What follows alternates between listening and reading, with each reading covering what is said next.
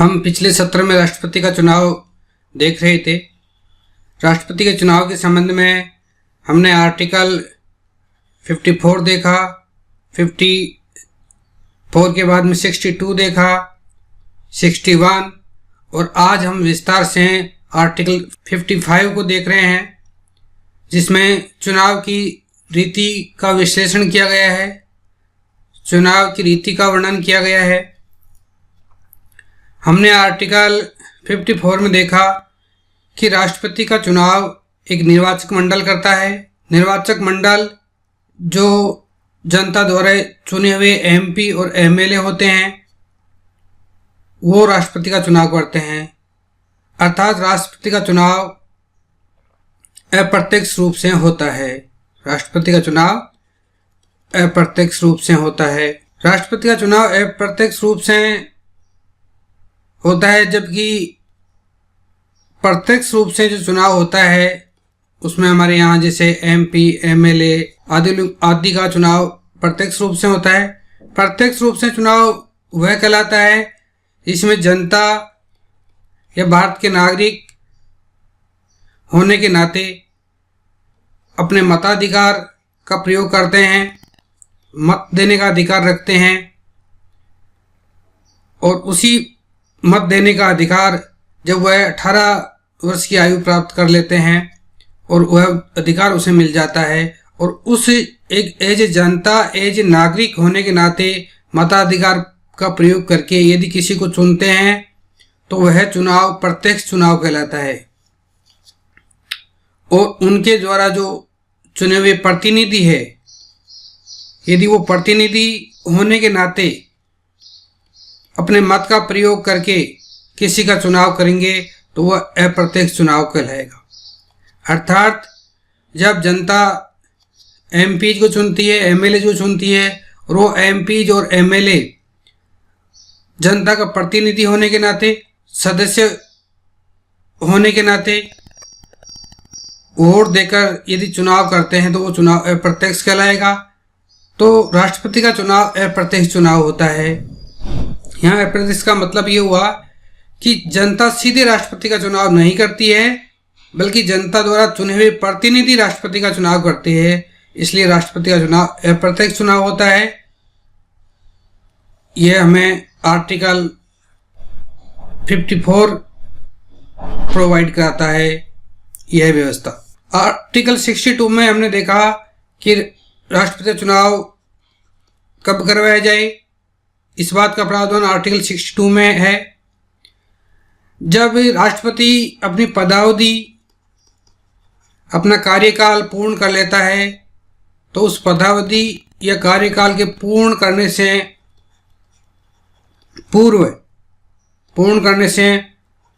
पूर्व ही चुनाव करवा लिया जाएगा। इस बात का प्रावधान आर्टिकल 62 में है। पूर्व ही चुनाव करवा लिया जाएगा। यदि राष्ट्रपति अपना कार्यकाल पूरा नहीं करता है और किसी कारण से, जैसे कि मृत्यु होने पर, पद से त्याग पत्र देने पर या पद से हटाए जाने पर पद रिक्त हो जाता है, तो ऐसी आकस्मिक स्थिति में राष्ट्रपति का चुनाव 6 माह पूर्ण होने से पहले करवा लिया जाएगा। यानी ऐसी घटना होने या ऐसी आकस्मिक कारण होने, पद रिक्त होने की तारीख से 6 माह पूर्व राष्ट्रपति का चुनाव करवा लिया जाएगा। ये प्रावधान आर्टिकल 62 में है। ये दो महत्वपूर्ण प्रावधान आर्टिकल 62 में दिए गए हैं। आर्टिकल 71 में यदि राष्ट्रपति के चुनाव के संबंध में कोई विवाद हो तो विवाद का निपटारा सुप्रीम कोर्ट द्वारा, उच्चतम न्यायालय द्वारा किया जाता है, उसका निर्णय अंतिम होता है। ये प्रावधान 71 में है। और 71 में इस बात का प्रावधान भी है कि यदि निर्वाचक मंडल में से किसी सदस्य या किन्हीं सदस्यों के पद रिक्त हो तो राष्ट्रपति के चुनाव पर कोई प्रभाव नहीं पड़ेगा। उनका चुनाव वैध और वैलिड माना जाएगा। यानी निर्वाचक मंडल में से कुछ सदस्य यदि पद पर नहीं हो, किसी कारण से भी उनका पद रिक्त हो, तो भी चुनाव करवाया जा सकेगा और वो चुनाव वैध होगा। अब हम आते हैं आर्टिकल 55 पर, जो चुनाव की रीति का वर्णन करता है। चुनाव, राष्ट्रपति चुनाव किस तरह से करवाया जाएगा। इसमें दो महत्वपूर्ण सिद्धांत है जिनको हम विस्तार से देखेंगे। समरूपता का सिद्धांत आर्टिकल 55 में, समरूपता का सिद्धांत और समतुल्य का सिद्धांत, ये दो सिद्धांत इसमें महत्वपूर्ण दिए गए हैं। समतुल्यता का जो सिद्धांत है, इसको हम आनुपातिक प्रतिनिधित्व पद्धति का सिद्धांत भी कहते हैं। आर्टिकल 55 में जो चुनाव की रीति दी गई है, इसमें सबसे महत्वपूर्ण है मत मूल्य निकालना। आर्टिकल 54 में जो निर्वाचक मंडल दिया गया है, उस निर्वाचक मंडल के जो सदस्य होते हैं वो इलेक्टेड एमपी होते हैं, इलेक्टेड एमएलए होते हैं और इलेक्टेड एमपी होते हैं। ये जो एमएलए हैं वो हमारे देश के सभी राज्यों के एमएलए होते हैं। चूँकि सभी राज्यों की जनसंख्या भिन्न भिन्न है, इसलिए सभी एमएलए का मत मूल्य भी भिन्न भिन्न होना चाहिए, क्योंकि राष्ट्रपति के चुनाव में जनता सीधे भाग नहीं लेती है, चुने हुए प्रतिनिधि भाग लेते हैं और वो चुने हुए प्रतिनिधि कितनी जनसंख्या का प्रतिनिधित्व करते हैं, ये महत्वपूर्ण है। और उस जनसंख्या जिसका वो प्रतिनिधित्व करते हैं, उसकी संख्या के आधार पर ही मत मूल्य निकाला जाना चाहिए। इसलिए मत मूल्य निकालने की एक विशेष प्रक्रिया दी गई है, उस प्रक्रिया के अनुसार ही मत मूल्य निकाला जाना चाहिए। और इसी कारण से सभी राज्यों के जो एमएलए हैं, उन अलग अलग राज्यों के एमएलए का मत मूल्य अलग अलग होता है। और उसको कैसे निकाला जाता है, क्यों निकालते हैं, इन सब की चर्चा हम कर रहे हैं। तो एक एमएलए का मत मूल्य निकालने के लिए एक विशेष प्रकार की प्रक्रिया अपनाई जाती है और उस प्रक्रिया का जो सूत्र है उसी का फॉलो करना होता है, और वह है उस राज्य की कुल जनसंख्या और उस राज्य के कुल एमएलए इंटू 1000। तो किसी भी राज्य के एमएलए के मत मूल्य निकालने के लिए, उस राज्य की कुल जनसंख्या में उस राज्य के कुल एमएलए का भाग दिया जाता है और उसको 1000 से डिवाइड किया जाता है। 1000 से डिवाइड इसलिए किया जाता है कि मतों की संख्या को सीमित किया जा सके, संख्या अधिक जटिल और लंबी नहीं हो, इसके लिए 1000 का भाग दिया जाता है। तो इस प्रकार सभी राज्यों की जनसंख्या अलग अलग है, तो वहाँ के एमएलए का मत मूल्य भी अलग अलग होगा। इस प्रकार से एक एमएलए का मत मूल्य निकाला जाता है और इसी प्रकार एक एमपी का मत मूल्य भी निकालना आवश्यक है, क्योंकि पूरे देश के जो एमपी है, चाहे लोकसभा से हो चाहे राज्यसभा से हो, उनका मत मूल्य भी बराबर होना चाहिए। तो उनका मत मूल्य निकालने के लिए भी एक विशेष सूत्र काम में लिया गया है और उसके अनुसार सभी एमएलए का मत मूल्य को टोटल एमपी की संख्या से डिवाइड किया जाता है। सभी एमएलए का मत मूल्य को टोटल एमपी की संख्या से डिवाइड किया जाता है और उससे एक एमपी की, एक सांसद की जो मत वैल्यू है वो निकल आती है। इस तरह से जो मत मूल्य निकाला जाता है, ये जो मत मूल्य है ये निकालने का कारण ये है कि किसी भी राज्य की जो जनसंख्या है उसका प्रतिनिधित्व करने वाले जो प्रतिनिधि है, यदि जनसंख्या कम है तो उसका मत मूल्य कम होना चाहिए, क्योंकि वह कम जनसंख्या का प्रतिनिधित्व कर रहा है और राष्ट्रपति के चुनाव में उसका मत मूल्य भी कम होना चाहिए। अब हम राष्ट्रपति के चुनाव की जो प्रक्रिया आर्टिकल 55 में दी गई है, उसके अलावा राष्ट्रपति के चुनाव के संबंध में अन्य मुख्य बातें, राष्ट्रपति उपराष्ट्रपति निर्वाचन अधिनियम 1952 में दी गई है। जो शेष बातें हैं जो यहाँ नहीं दी गई है, ये भी ध्यान रखने उल्लेखनीय तथ्य है। आर्टिकल 55 में मुख्य रूप से दो सिद्धांत दिए गए हैं, समरूपता का सिद्धांत और समतुल्यता का सिद्धांत। समरूपता का सिद्धांत ये कहता है कि राज्य और राज्य के जो प्रतिनिधि है उन प्रतिनिधियों के वोट मूल्य में समरूपता होनी चाहिए जनसंख्या के आधार पर। एक राज्य और राज्य के बीच में समरूपता होनी चाहिए राज्य और राज्य के आधार पर, जनसंख्या के आधार पर। जिस राज्य की जनसंख्या कम है उस राज्य का प्रतिनिधि का मत मूल्य कम होना चाहिए, जिस राज्य की जनसंख्या अधिक है उस राज्य का मत मूल्य अधिक होना चाहिए जिसका अधिक है। तो ये समरूपता सिद्धांत कहता है कि राज्यों के बीच में प्रतिनिधियों के मत मूल्यों में समरूपता हो, और उस समरूपता को निकालने के लिए एक विशेष सूत्र काम में लिया जाता है जो कि मैंने आपको बताया। इसमें उस राज्य की टोटल पॉपुलेशन में उस राज्य के टोटल एमएलए की संख्या का भाग दिया जाता है और उसको 1000 से डिवाइड किया जाता है। जैसे हम यहाँ एक उदाहरण लेते हैं राजस्थान का। राजस्थान के एक एमएलए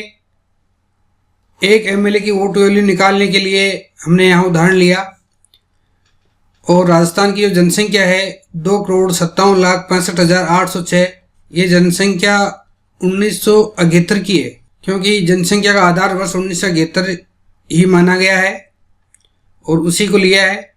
तो टोटल पॉपुलेशन ये है, और राजस्थान के टोटल एमएलए 200 है, इनको हमने 1000 से गुणा किया है क्योंकि यह सूत्र में दिया गया है। इस टोटल जनसंख्या को टोटल एमएलए से डिवाइड करने पर यह भागफल आता है, और यह जो दशमलव संख्या है वो आधे या आधे से अधिक होने पर उसका एक मान लिया जाता है। तो 128 में एक जोड़कर ये 129 जो है वोट वैल्यू है एक एमएलए की, जो कि राजस्थान का है। राजस्थान के एक एमएलए की वोट वैल्यू 129 है। इसी प्रकार एक एमएलए की वोट वैल्यू जो है वो यूपी के 208 है।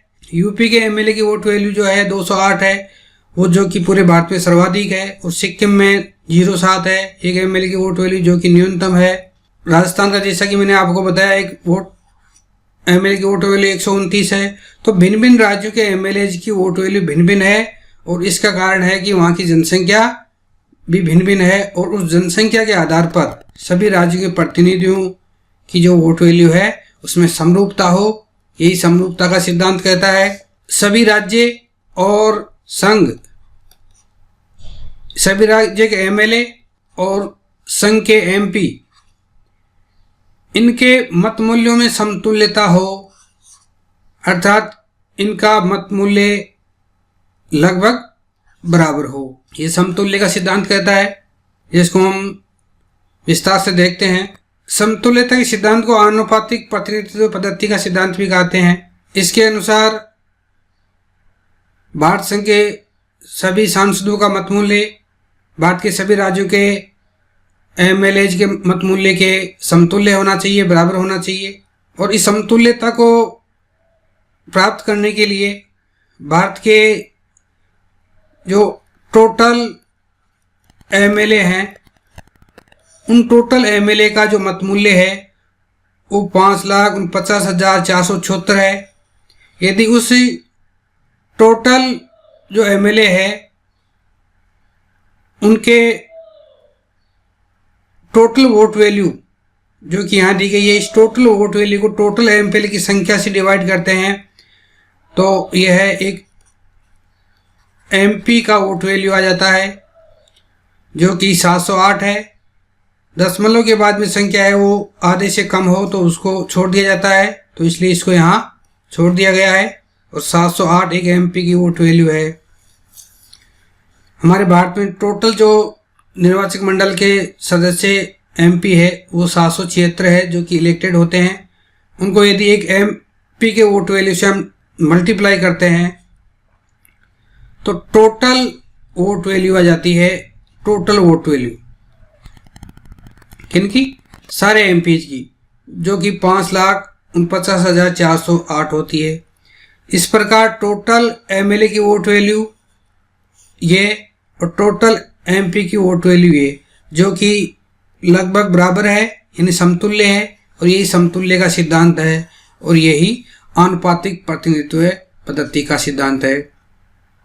आर्टिकल 55 का क्लोज 3 कहता है कि राष्ट्रपति का चुनाव आनुपातिक प्रतिनिधित्व पद्धति के अनुसार होगा और एकल संक्रमणीय मत द्वारा होगा। दोनों ही क्लोज जो है बहुत महत्वपूर्ण है, परीक्षा में बार बार पूछी जाती है कि राष्ट्रपति का चुनाव आनुपातिक प्रतिनिधित्व पद्धति के अनुसार होगा, आनुपातिक प्रतिनिधित्व पद्धति के अनुसार होगा और एकल संक्रमणीय मत के अनुसार होगा, एकल संक्रमणीय मत द्वारा होगा। हमने आनुपातिक प्रतिनिधित्व पद्धति को समझ लिया है। अब हम समझते हैं एकल संक्रमणीय मत क्या है। एकल संक्रमणीय मत जिसे सिंगल ट्रांसफरेबल वोट कहा जाता है, इसमें राष्ट्रपति के जितने प्रत्याशी होते हैं, अर्थात जितने उम्मीदवार होते हैं, उतने मत वरीयता क्रम में देने का मताधिकार मतदाता को होता है। यानी निर्वाचक मंडल जो है, उस निर्वाचक मंडल के जो सदस्य है, उनको राष्ट्रपति के जितने प्रत्याशी होंगे मैदान में, जितने उम्मीदवार होंगे, उतने मत वो वरीयता क्रम में दे सकेंगे, अर्थात देंगे। और जब मतगणना की जाएगी तो यदि फर्स्ट वरीयता जिनको मिली है, फर्स्ट वरीयता, यदि फर्स्ट वरीयता में वैध कोटा यदि कोई उम्मीदवार प्राप्त नहीं कर पाता है जीतने के लिए, तो सेकंड वरीयता के जो मत है उनको ट्रांसफ़र किया जाएगा, उनकी काउंटिंग की जाएगी। ये एकल संक्रमणीय मत का सिद्धांत कहता है। अब हम देखते हैं कि मतगणना कैसे की जाएगी, राष्ट्रपति के चुनाव की वोटों की काउंटिंग कैसे की जाएगी। तो राष्ट्रपति का पद जीतने के लिए एक वैध कोटे की आवश्यकता होती है विजय होने के लिए, और वह वैध कोटा कुल जो मत है, जो वैध मत है, उनको 2 से डिवाइड किया जाता है और उनसे 2 से डिवाइड करने के बाद में जो भागफल आता है उसमें 1 जोड़ा जाता है। यानी जो कुल वैध मत पड़े हैं उनका आधा प्लस 1 वैध कोटा होता है जीतने के लिए। इतने मत जीत के लिए आवश्यक है। अब हम एक उदाहरण से समझते हैं। माना हम मानते हैं कि जैसे उम्मीदवार 4 उम्मीदवार मैदान में है, 4 प्रत्याशी जो है अपने भाग्य आजमा रहे हैं, राष्ट्रपति का चुनाव लड़ रहे हैं, और हमने मान लिया, एक छोटी संख्या ली है कि कुल वैध मत जैसे 2900 है। मैं उदाहरण को समझने के लिए केवल ये काल्पनिक उदाहरण ले रहा हूँ।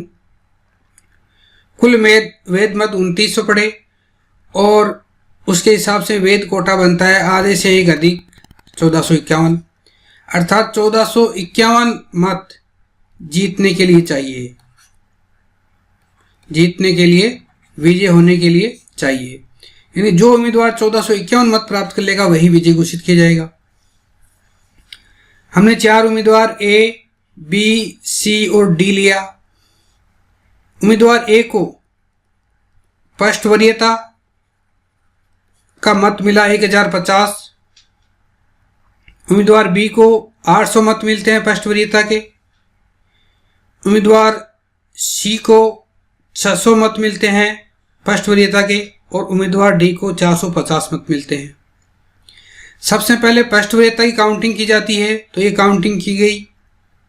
सेकंड वरीयता, थर्ड वरीयता, फोर्थ वरीयता की काउंटिंग अभी नहीं की है। अब फर्स्ट वरीयता में विजय तभी घोषित किया जा सकता है जब फर्स्ट वरीयता की काउंटिंग की जाती है उसमें जब न्यूनतम कोटा प्राप्त कर लिया, और न्यूनतम कोटा 1451 है, तो किसी भी उम्मीदवार ने न्यूनतम कोटा प्राप्त नहीं किया है, इसलिए सेकंड राउंड की यानी सेकंड वरीयता की गणना की जाएगी। तो इसके लिए जो सबसे कम मत प्राप्त करने वाला उम्मीदवार है उसको प्रतिस्पर्धा से बाहर कर दिया जाएगा। यहाँ सबसे कम वोट प्राप्त करने वाला उम्मीदवार डी है, तो उम्मीदवार डी को रेस से बाहर कर दिया जाएगा। उम्मीदवार डी को फर्स्ट वरीयता के 450 वोट मिले हैं, तो इन 450 वोटों में इनमें सेकंड वरीयता के वोट किस किस उम्मीदवार को कितने कितने मिले हैं ये गिनती की जाएगी, और उन सेकंड वरीयता के जो वोट जिस उम्मीदवार को मिले हैं उनको फर्स्ट वरीयता में जोड़ दिया जाएगा। तो माना 450 जो फर्स्ट वरीयता के वोट मिले हैं, उन वोटों में सेकंड वरीयता को किस किस को मिली है, तो जैसे हम लेते हैं, माना 50 वोट मिले ए को, 150 वोट मिले बी को और 250 वोट मिले सी को। अब इनको फर्स्ट वरीयता में जोड़ने पर ए के वोट बनते हैं 1100, बी के बनते हैं 250 और सी के बनते हैं 850। अब दूसरी वरीयता की काउंटिंग करने के बाद भी किसी भी उम्मीदवार को वैध कोटा 1451 का अभी तक प्राप्त नहीं हुआ है, इसलिए थर्ड वरीयता की काउंटिंग की जाएगी। और तृतीय जो वरीयता की काउंटिंग के लिए सबसे कम उम्मीदवार मत प्राप्त करने वाला जो उम्मीदवार है, सबसे कम वोट लेने वाला जो उम्मीदवार है वो है सी को 850 मत मिले हैं, तो इसको प्रतिस्पर्धा से, इसको प्रतियोगिता से बाहर कर दिया जाएगा। और इसको जो 850 वोट मिले हैं, इन वोटों में ये वोट नहीं, ये तो सेकंड वरीयता के हैं और फर्स्ट वरीयता के, इसमें कुछ वोट कुछ सेकंड वरीयता के। इन वोटों में जो फर्स्ट वरीयता के हैं, जो सेकंड वरीयता के हैं, इन वोटों में थर्ड वरीयता के वोट जो है वो किन किन उम्मीदवार को मिले हैं, जिन उम्मीदवारों को जितने वोट मिले हैं, उन उम्मीदवारों की जो कुल वोट है फर्स्ट और सेकंड से जो योग से हुए हैं, उनमें थर्ड वरीयता के जो वोट 850 वोटों मतपत्रों में जो थर्ड वरीयता दी गई है उनको इनमें जोड़ दिया जाएगा। माना ए को वोट मिले 300 वोट 850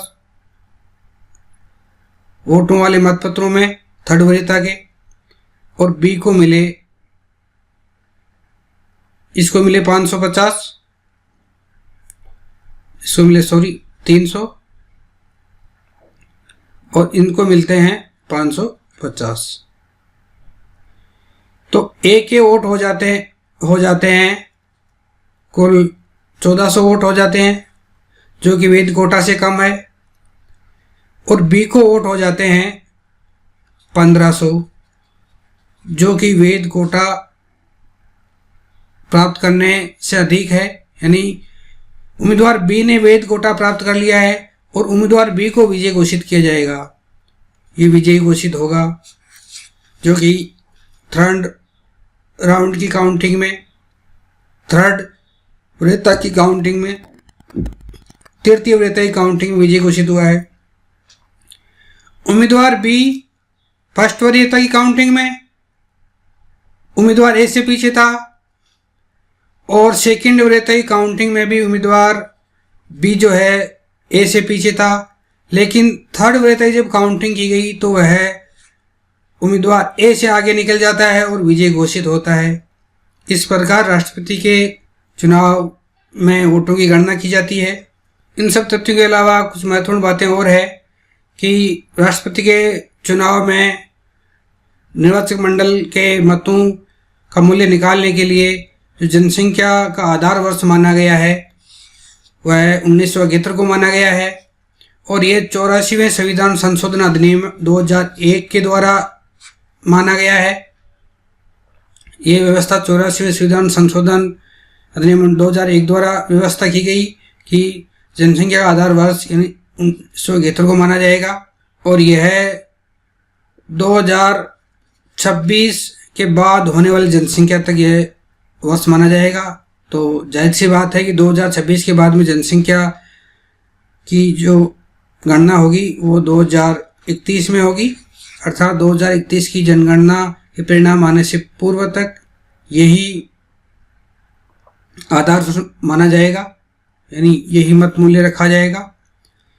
और राष्ट्रपति के चुनाव के लिए कोई भी प्रत्याशी, कोई भी उम्मीदवार को चुनाव लड़ने के लिए प्रस्तावक के रूप में 50 निर्वाचक मंडल के सदस्यों में से 50 सदस्यों का प्रस्तावक बनाना जरूरी है और 50 ही उसको अनुमोदकों की आवश्यकता होती है, जो कि मतदाता होते हैं राष्ट्रपति के उनमें से। जहाँ तक जमानत राशि की बात है, राष्ट्रपति को चुनाव लड़ने के लिए 15,000 रुपये की जमानत राशि जमा करानी होती है और यह जमानत राशि जब्त की जा सकती है यदि वह उम्मीदवार कुल वैध मतों का 1/6 भाग से कम प्राप्त करता है। यानी 1/6 भाग प्राप्त कर लेता तो उसकी राशि, जमानत की राशि जब्त नहीं होगी और 1/6 से कम प्राप्त करने से उसकी जमानत जब्त हो जाएगी। इस प्रकार राष्ट्रपति के संबंध में महत्वपूर्ण आर्टिकल्स जो चुनाव के संबंध में थे, राष्ट्रपति के 54 और 55 और कुछ अन्य प्रावधान भी हमने देखे। राष्ट्रपति के चुनाव के लिए क्या योग्यताएं हो, जीतने के बाद में क्या शर्तें हो, क्या पात्रता हो, इसके संबंध में हम आर्टिकल 57, 58 और 59 नेक्स्ट सेशन में विस्तार से देखेंगे। तब तक के लिए धन्यवाद।